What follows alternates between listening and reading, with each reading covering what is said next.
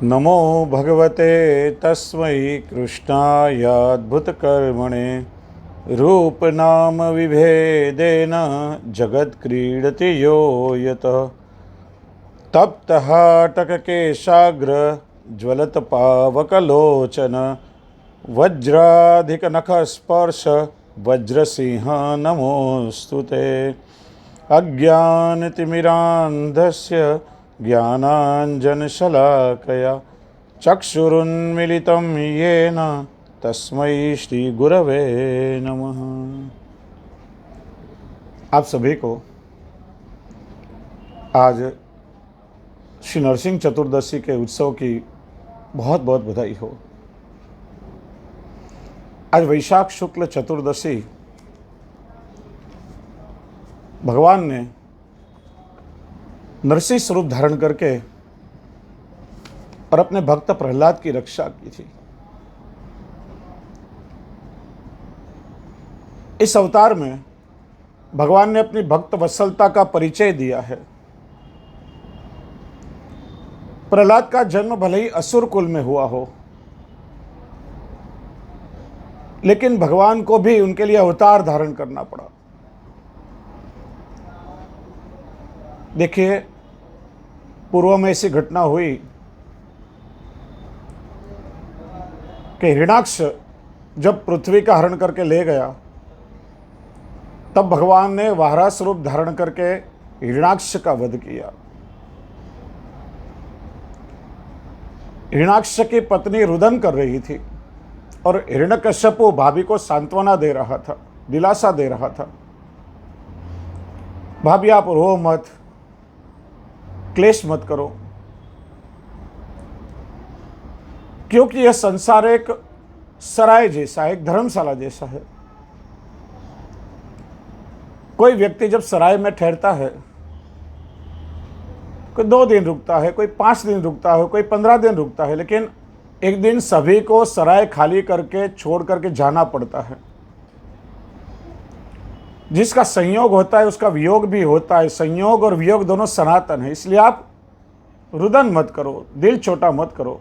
भाभी को तो दिलासा दे रहा है, लेकिन स्वयं उसका हृदय अंदर से जल रहा है। कब मेरे भाई के हत्यारे विष्णु से वैर लूं? युद्ध करने निकल पड़ा। माता दीति ने रोका, कहाँ जा रहे हो? तो कहा, मेरे भाई के हत्यारे विष्णु से वैर लेने के लिए। दीति ने कहा, देखो, तुम विष्णु से युद्ध में सीधे नहीं जीत सकते, वो बड़े ही मायावी हैं, शक्तिशाली हैं। यदि विष्णु से युद्ध करना हो तो तुम्हें प्रथम शक्ति अर्जित करनी पड़ेगी। जाकर के तब करो, कोई वरदान प्राप्त करो, शक्ति अर्जित करके फिर विष्णु से युद्ध करने के लिए जाओ। हिरण्यकश्यप ने मंद्राचल की गुफा में 36,000 वर्ष उग्र तपश्चर्या की। उसके मस्तिष्क में से दिव्य तेजोमय ज्वालाएं निकलने लगी। सारे देव संतप्त हो गए और देव ब्रह्मा जी के पास आए, याचना की, आप हम देवों की रक्षा कीजिए। और तब ब्रह्मा जी वहां पर प्रकट हुए और हिरण्यकश्यप से कहा कि तुम्हारे तप से मैं प्रसन्न हूं, मांगो, तुम्हें क्या वरदान चाहिए। देखो, सारे देव प्रभु के अधीन हैं। प्रभु की इच्छा के बिना कोई देव वरदान नहीं दे सकते। देवों को यदि किसी को वरदान देना हो तो प्रभु की आज्ञा लेनी पड़ती है, और भगवान जब आज्ञा देते हैं तभी देव वरदान दे सकते हैं। इसका कारण क्या है? लीला कार्य करने के लिए, अपनी लीला प्रकट करने के लिए। असुरों को भी भगवान शक्तिशाली बनाते हैं, क्योंकि युद्ध तो समान बल वाले के साथ ही हो सकता है ना।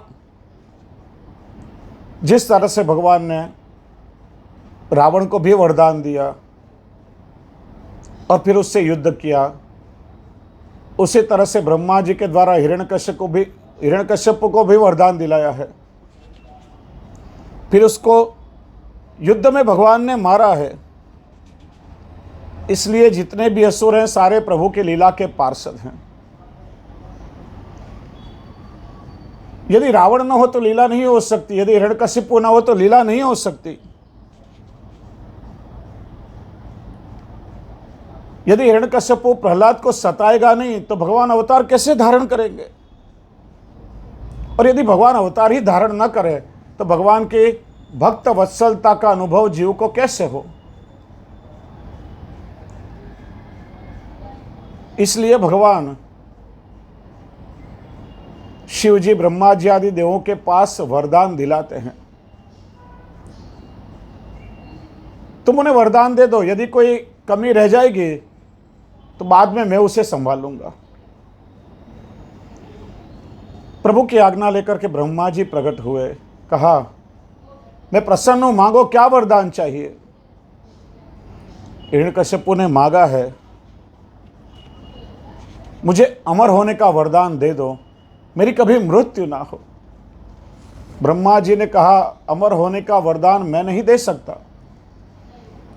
इस ब्रह्मा की सृष्टि में जिसका जन्म होता है उसकी मृत्यु निश्चित है, और कोई वरदान मांगो। तब हिरण्यकश्यप ने मांगा, तो मुझे ऐसा वरदान दीजिए,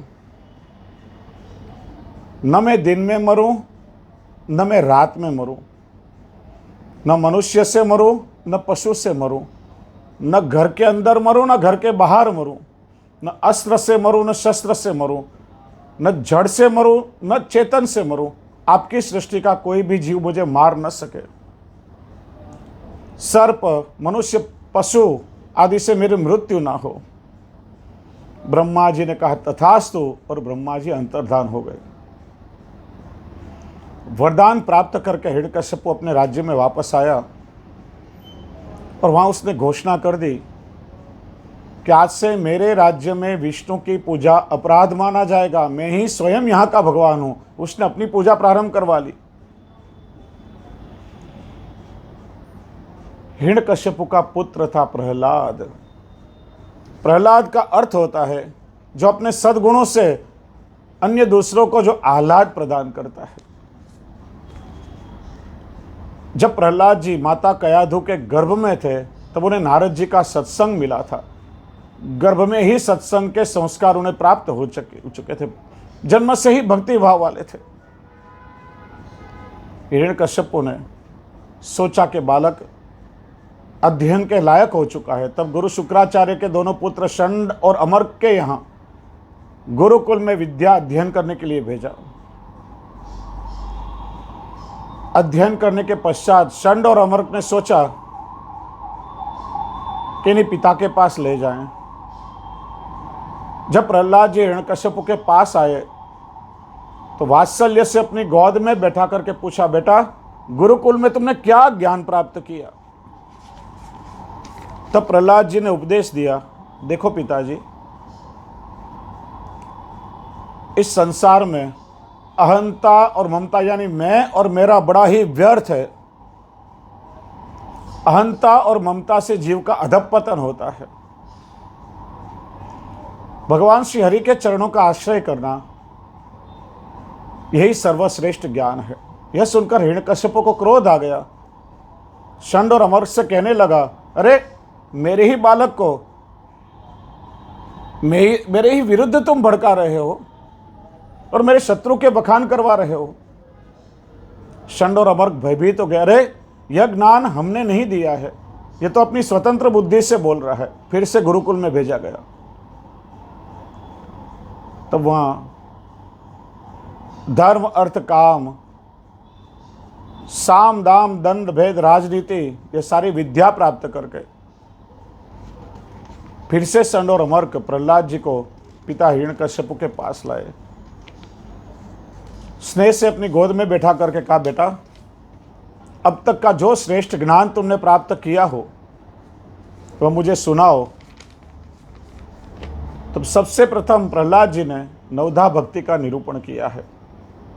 पिताजी सुनिए, श्रवणम कीर्तनम विष्णु स्मरणम पाद सेवनम अर्चनम वंदनम दास्यम सख्यम आत्मनिवेदनम इति पुंसार्पिता विष्णु भक्तिश्चैनवलक्षणा क्रियते भगवत्यद्धा तन्मयेधितमुत्तमम्। पिताश्री सुनिए, भगवान विष्णु का श्रवण, कीर्तन, स्मरण, चरण सेवन, पूजन, वंदन, दास्य, सख्य, आत्मनिवेदन,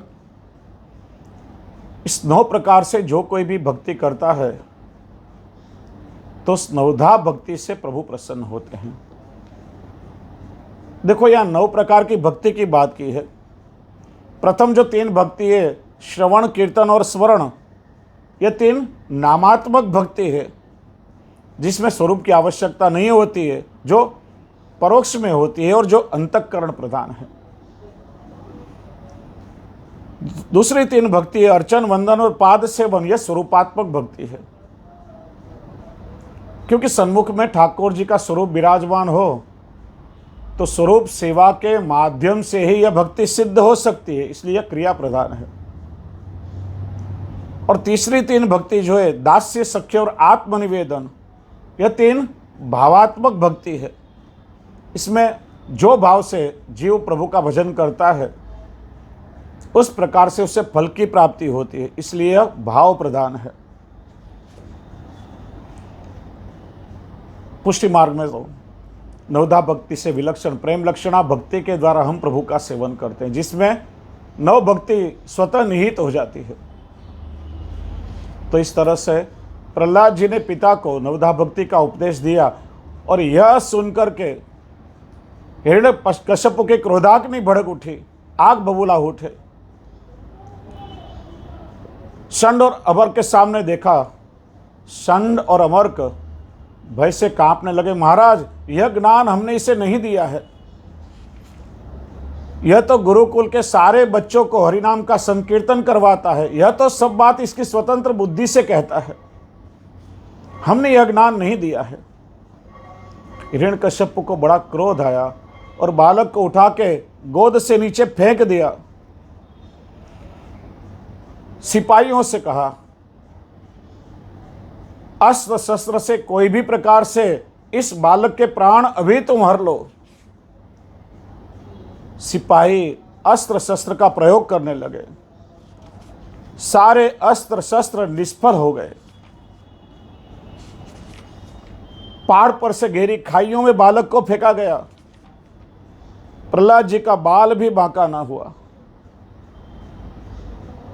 देखिए, भगवान ने वायु से, अग्नि से, जल से, हर प्रकार से प्रहलाद जी की रक्षा की है। प्रहलाद जी ने प्रभु के पास मांगा नहीं है कि प्रभु आप मेरी रक्षा कीजिए। प्रहलाद जी ने तो धैर्य धारण किया था। पिता के हर प्रकार के अत्याचारों को सहन करते थे और हर अवस्था में अपनी भक्ति, अपनी अनन्यता और प्रभु के दृढ़ आश्रय का त्याग उन्होंने नहीं किया था।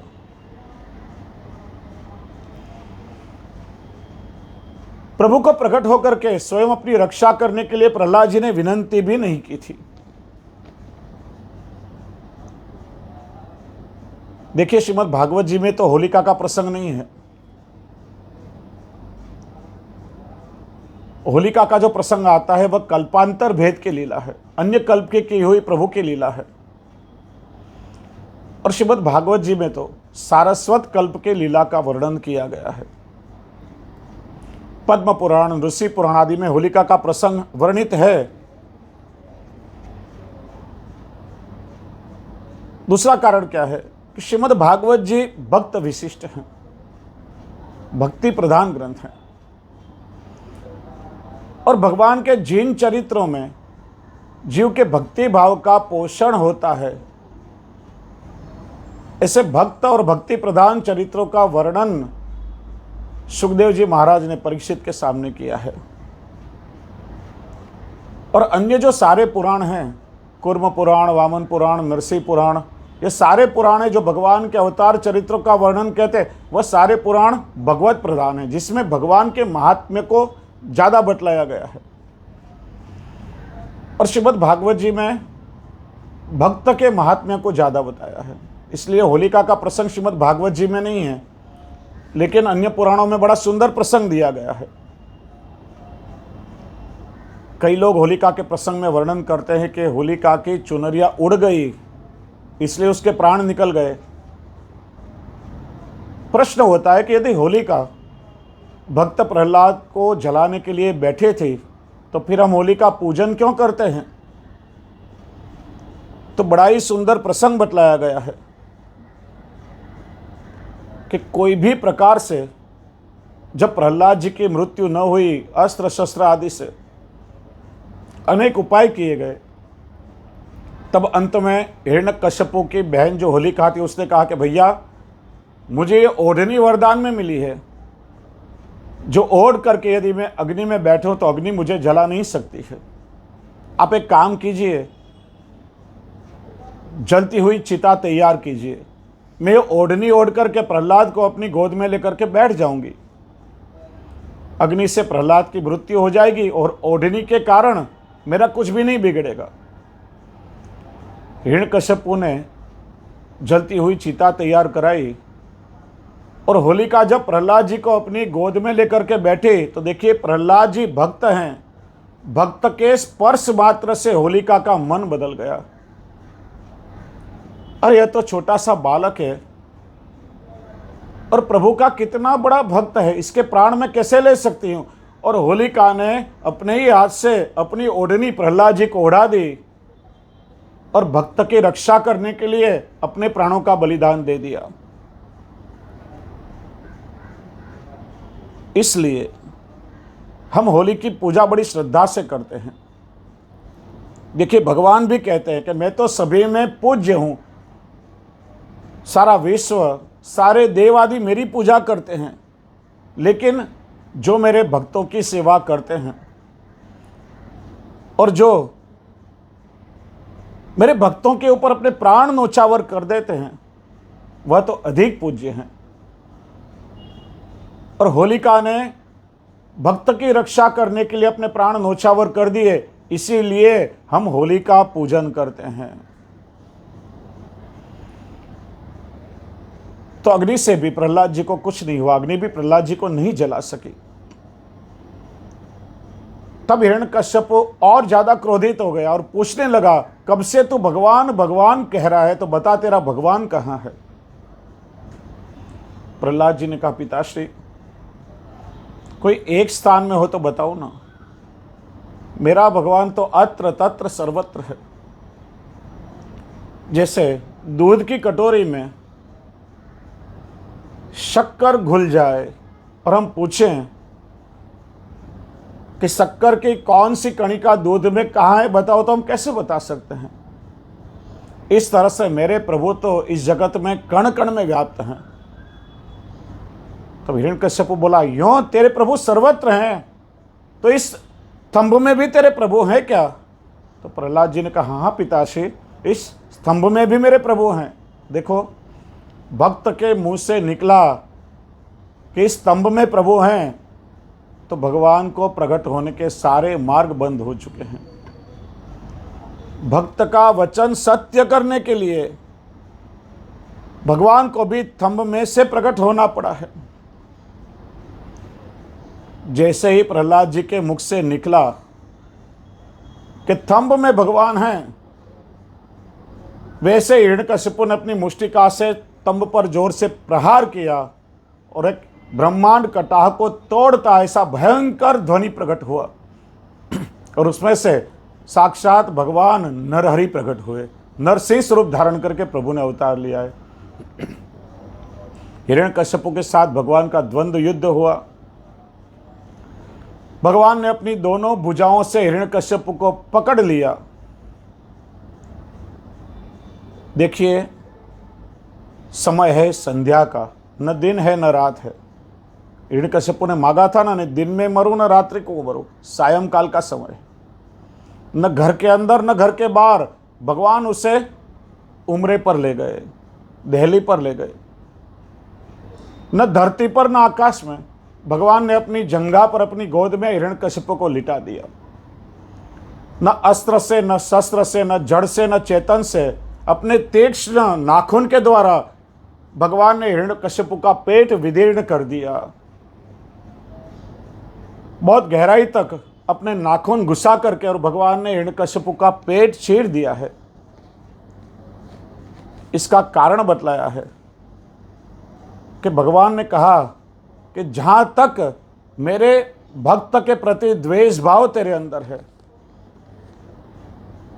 अंदर तक भगवान ने उसका पेट चीर दिया है।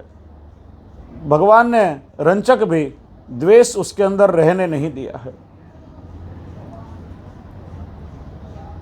देखिए, ब्रह्मा जी के सारे वरदान भी सत्य हुए। यह जीव ब्रह्मा की सृष्टि का नहीं है, स्वयं प्रभु ने अवतार धारण किया है। न मनुष्य न पशु, नरसिंह स्वरूप में प्रभु प्रकट हुए हैं। न अस्त्र न शस्त्र, अपने तीक्ष्ण नाखूनों से हिरण्यकशिपु को मारा है। नाखून जड़ भी है और चेतन भी है। नाखून काटे हैं तो हमें दर्द नहीं होता, इसलिए जड़ कहा जाता है। उसकी वृद्धि भी होती है तो चेतन भी है। न अस्त्र है न शस्त्र है। इस तरह से हिरण्यकशिपु को मार करके और भगवान ने प्रहलाद जी पर कृपा की है। यह भगवान का क्रोधावतार है।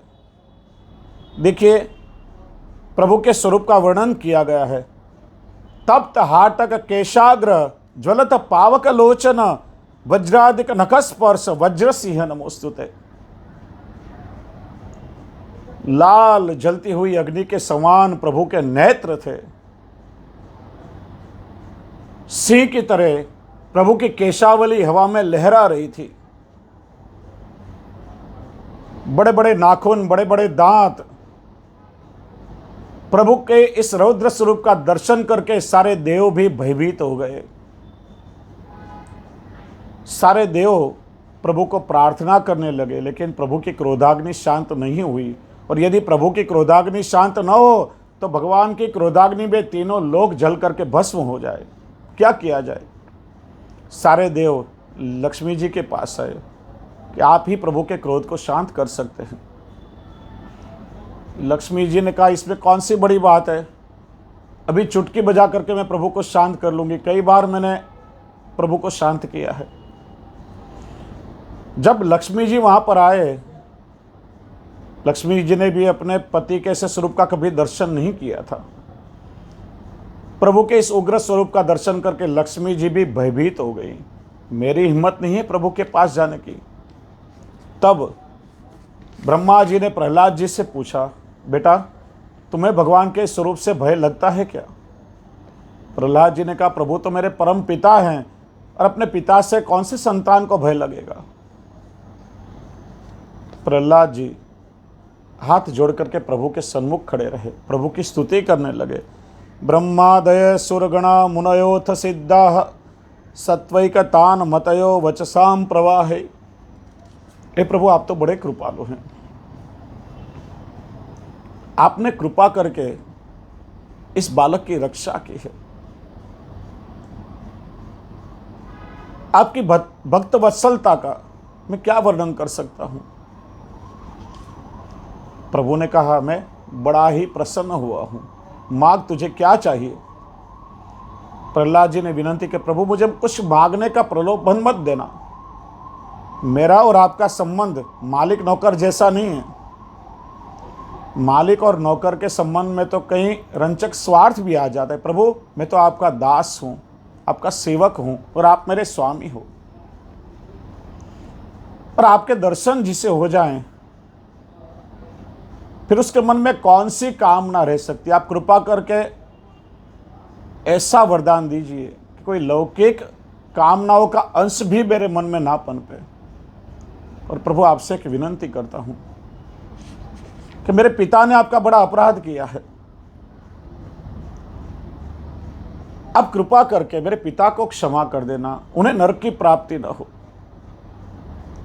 तब भगवान ने कहा कि जिस कुल में तेरे जैसा भक्त प्रकट हुआ है, मैं वरदान देता हूँ कि ऐसे कुल के 21 पीढ़ियों का उद्धार हो जाएगा।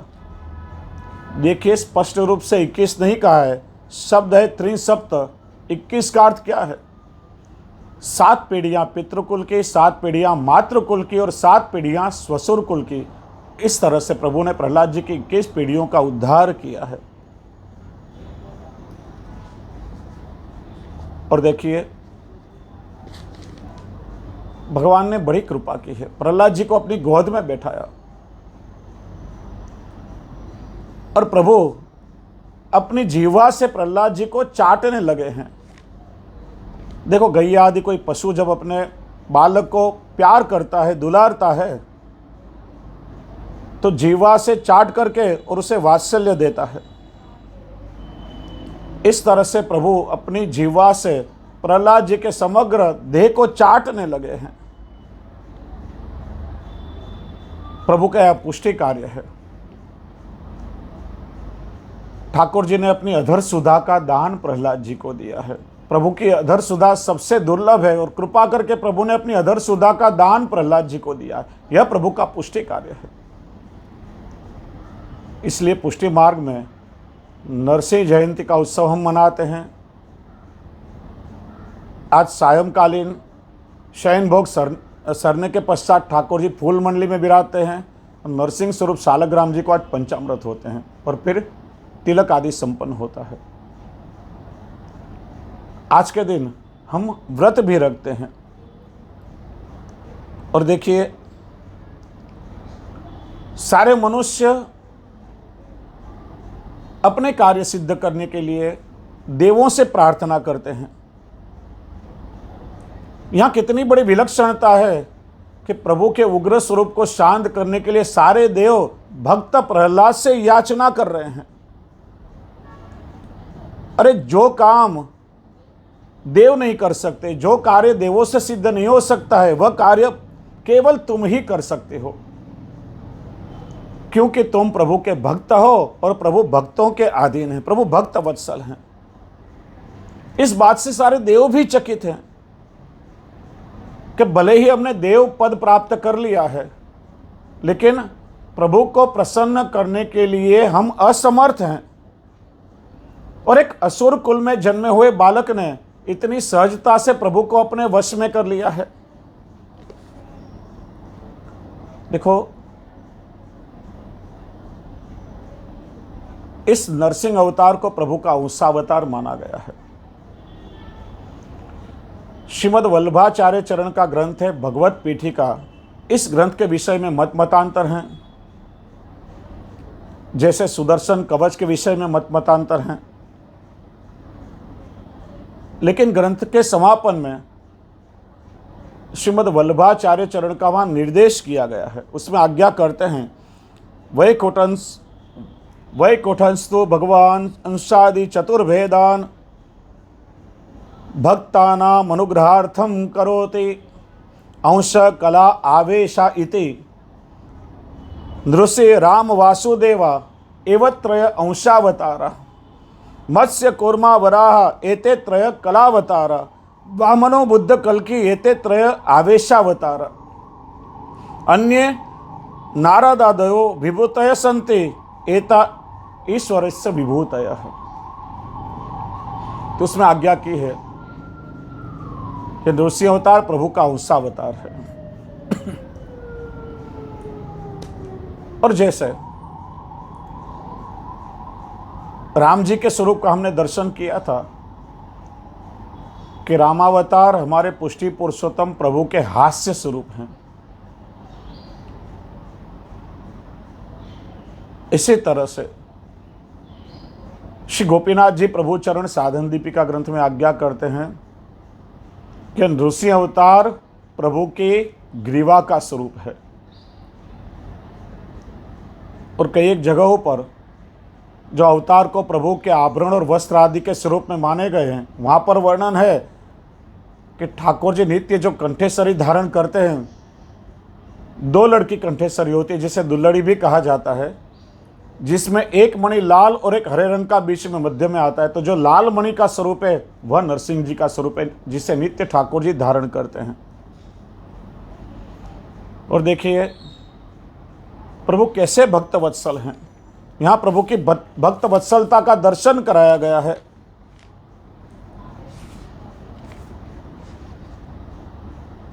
ये असुर कौन हैं? क्यों बार बार जन्म लेते हैं और उनके लिए प्रभु को क्यों अवतार धारण करना पड़ता है? तो प्रसंग आपने सुना ही होगा कि जब सनकादि ऋषि प्रभु से मिलने के लिए आए तो प्रभु के द्वारपाल जय और विजय ने उनको रोका। 3 बार प्रयत्न किया और 3 बार जय विजय ने सनकादि ऋषियों को रोका है।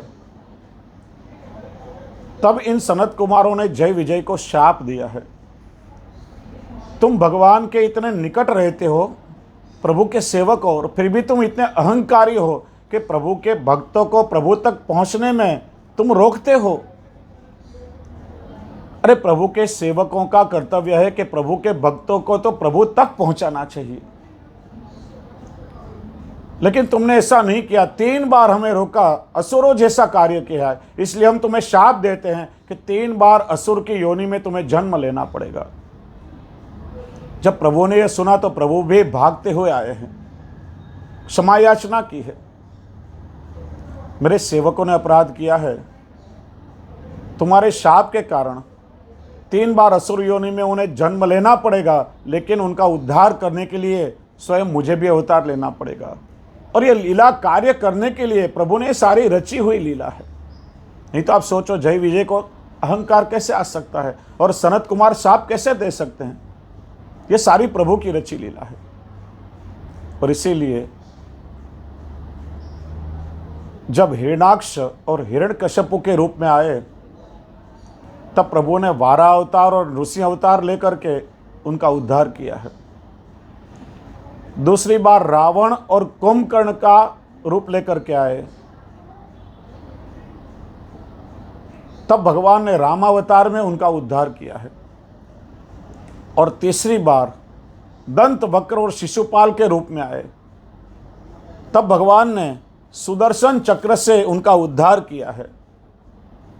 क्योंकि हमारे ग्रंथ कहते हैं ये हता चक्र धारण राजन, वहां पर कहा गया है कि भगवान जब किसी को सुदर्शन चक्र से मारते हैं तो उनका अंतिम जन्म होता है, उस जीव का मोक्ष हो जाता है, फिर उसे जन्म नहीं लेना पड़ता है। इसलिए तीसरे जन्म में दंत वक्र और शिशुपाल का भगवान ने सुदर्शन चक्र से उद्धार किया है। तो इस तरह से शाप के कारण 3 बार जय विजय को असुर की योनि में आना पड़ा और स्वयं प्रभु ने अवतार धारण करके उनका उद्धार किया है। तो यह आज के उत्सव का महत्व है।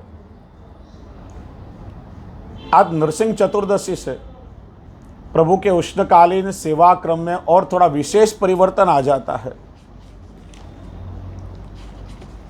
देखिए आज ठाकुर जी को रुपेरी किनारी वाले केसरी वस्त्र आते हैं, केसरी साज प्रभु धारण करते हैं। आज ठाकुर जी को केसरी कुल्हे धराई जाती है। मुख्य जोड़ी हीरा की प्रभु धराते हैं और हीरा मोती के आभूषण ठाकुर जी धरते हैं। और 3 चंद्रिका का जोड़ आज से प्रारंभ होता है। आज से ठाकुर जी को ओसरा के अभ्यंग प्रारंभ हो जाते हैं। ओसरा के अभ्यंग यानी उष्णकाल में प्रति 8 दिनों के पश्चात ठाकुर जी को अभ्यंग कराया जाता है। लेकिन रविवार, मंगलवार, एकादशी और अमावस्या के दिन ठाकुर जी को ओसरा के अभ्यंग नहीं होते हैं, दूसरे दिन करानी चाहिए।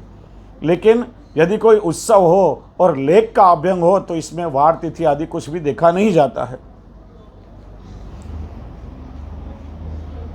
आज से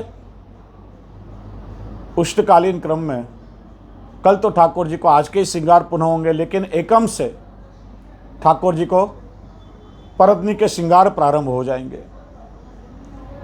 आज से ठाकुर जी के सन्मुख तिवारी में यमुना जी के जल का थाल आता है, उसमें खिलौना आते हैं। आज से प्रतिदिन ठाकुर जी की जब राजभोग में मालावड़ी होती है, उसके पश्चात निज मंदिर में ठाकुर जी को जल का छिड़काव होता है। आज से ठाकुर जी के जल के मनोरथ भी प्रारंभ हो जाते हैं। और आज से प्रतिदिन अनवसर के समय में मिश्री का पना ठाकुर जी को नित्य सामग्री में आता है। तो इस तरह से ठाकुर जी की सेवा के क्रम में भी परिवर्तन आता है। तो पुनः पुनः आज के उत्सव की बधाई आप सभी को देते हुए, और मुझे बहुत सुंदर कीर्तन का स्मरण हो रहा है। सूरदास जी, परमानंद दास जी और कई भक्त कवियों ने प्रभु की इस लीला का वर्णन किया है। निकसे खंभ बीचते नरहरि, हिरण कश्यपु को उदर विदार्यो, दे सिर तलक भक्त अपने को, हस्त कमल सिर उर्धार्यो। जलते राख अग्निते राख्यो, गिर पर तेले डार्यो, जय जयकार भयो भू पर सुरनर मुनिजन कोटि निहार्यो। कमला हरिजु के निकट न आवे, ऐसो रूप प्रभु कबहू न धार्यो। प्रहलादे चुंबत और चाटत, भक्त हृदय धरी क्रोध निवार्यो। असुर मार कियो निस्तारो, धरणी को सब भार उतार्यो। श्री भटके प्रभु दियो अभय पद, भक्त ताप तत छिन निवार्यो। तो पुनः पुनः आज के उत्सव की आप सभी को बधाई देते हुए और मैं विराम